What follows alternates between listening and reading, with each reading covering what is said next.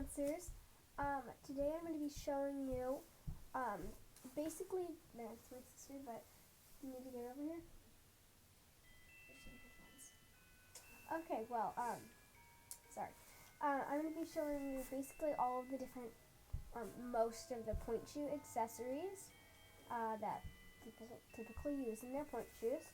Some people only use a few of them, some people use all of them, some people don't use any of them. But, yeah, let's go ahead and get started. Okay, we'll start off with the thing that pretty much every dancer that is on pointe has. These are just the basic silicone gel toe pads. Yeah, they're pretty standard. These ones, you can tell that you need to be careful with these because you need to be careful on how thick you're getting them because you might not be able to feel the floor. But you can see these ones aren't too thick. They're but you can definitely feel a little squish in them. You don't want them to be too squishy because then you might not be able to feel the floor and you could really get into your ankle. But I like these ones because they're a pretty thin gel material. I don't exactly remember what brand they're by, but you should probably be able to find them at any dance shop.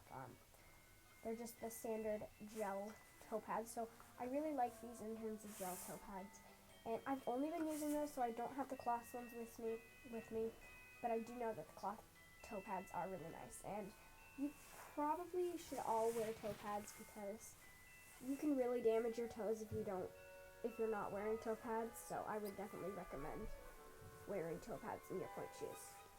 Okay, now we're going to move on to, what should we move on to next? What about toe spacers? Okay, toe spacers. So these are what the clear gel toe spacers look like. These are just the regular size, but you can get extra small, medium, large, extra large. And, these are just the standard toe pads. And so some dancers, here, I'll show you real quick. Okay, so some dancers' feet, you can see, sorry, you have to see my foot, but you can see that some dancers' feet, my feet are pretty spread apart on the toe, but some dancers' feet are like this. And if they're like this, then you definitely want to put a toe spacer in. Mine still need a toe spacer, but there's not too much space right there. But if your toes are like that, then you're definitely going to want to put a toe spacer in. They just go in like this, and they help like when you're squished up inside of your pointe shoes that these two toes don't get too close to each other, because if they do, that can start leading to an injury, because your toes should never be that close to each other. So you want to try and keep them spread out, and that's what a toe spacer helps to do, is just to spread them out. And it just looks like this. It's just a clear little gel thing that you just slide in between your two toes. Well, not quite like that, but you just slide in between your two toes, and then you put your toe pad over them, just like that. So you just saw basically what a toe spacer was. Where did my toe spacer go, though? Oh, right here. They're clear, so they're hard to see, but that's basically what a toe spacer is. I would recommend wearing a toe spacer unless your toes are like spread apart. Then you don't really need a toe spacer, but if they're close together, then you're probably going to want a toe spacer. So that's toe spacer. I need to slow down because I'm buzzing through these so fast, but now we're going to move on to jelly toes.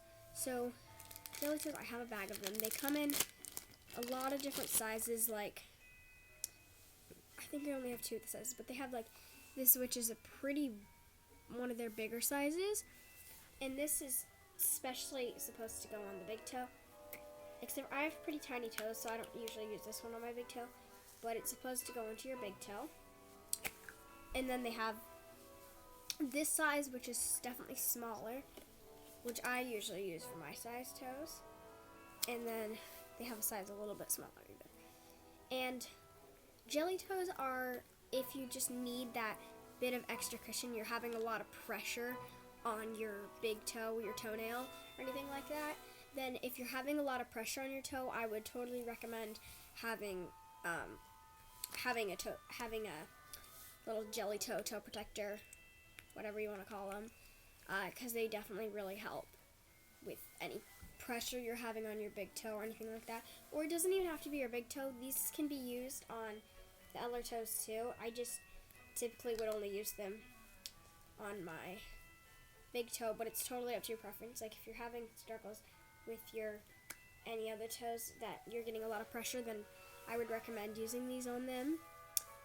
Yeah, and they just relieve all of that pressure or anything. You just have to be careful that you can still feel the floor and you can still roll down on your toes before using those. Moving on to lamb's wool. Lamb's wool is one of my favorite Pointe shoe accessories. They're just, I have this little bag here too. I'll grab a little bit from the bag. So lamb's wool is just this soft, you can get it from pretty much any Pointe shoe brand.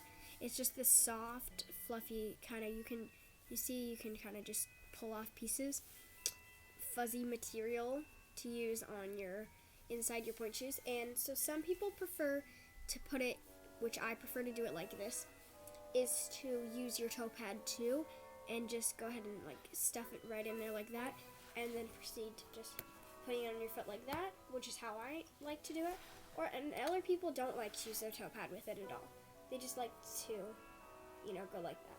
And some people like to just grab a little piece like this, put it over their toe, and then put their toe pad on if they're having pressure on just their big toe. And you can find faux lamb's wool too if you're vegan or anything like that. Then you can find faux lamb's wool, which it's not as common as just the normal lamb's wool, but you can still probably find it. And lamb's wool, it's a little bit, it's not really that pricey. You can probably get a big bundle of it for like $10, I would say. Which also, it lasts for a long time. You can see that this is something that I've been using, so it gets a little bit like in little clumps like that, but you just re-fluff it, and then you can use it again until it gets old and dirty or anything like that. Then you would probably want to get new lamb's wool. So let's move on to our next. Moving on to ribbons and elastics. So for elastics, here, I'm going to adjust the camera a little bit so you can see my feet. I prefer to use this, which is just the regular block stretch, or it's not stretch elastic. It's just their normal elastic, and it's not the clear elastic either. You can tell that it's still just the ribbed resistance elastic. And a piece about this much will probably cover like 1.5 feet, so it's kind of an odd size. It's just a piece that I had left over, and it usually goes right around here like that, or it goes down a little further like this. Or some people use it on the back if they're having trouble with their shoe not staying on their foot, then they'll use it around like this, or use it like this. This is probably the most common place to put it, but it varies. And then for ribbons, I really like the I don't have it on my Pointe shoes right now, but I really do enjoy the block. This is the block stretch satin ribbon, and it comes in a long coil like this. I probably shouldn't have just unraveled all of it, but like this, and it's still silky satin, but it's stretchy, so it's not like tight on your foot. If you need more support, I would not recommend this though. But if you're pretty good and they're more for looks and comfort, then I would recommend the block stretch satin ribbons. And elastics. No, ribbons. Yeah, I was right. And then you can see on my Pointe shoes right now, which I have right here, I have on this, which is probably the most common ribbon, which you can see is not stretchy at all. And for elastics, I have this kind of elastic on, which I really enjoy. It's a little bit stretchy, but it still definitely keeps my shoe on my foot. And you can see that it's, it still holds it on there. And obviously, you want to do quite a bit of sewing to make sure they stay on. But yeah, that's pretty much all I have for ribbons and elastics. That was a short video, but I kind of sped through everything. So yeah, thanks for watching. Tune in for my next video. See you soon. Bye, guys.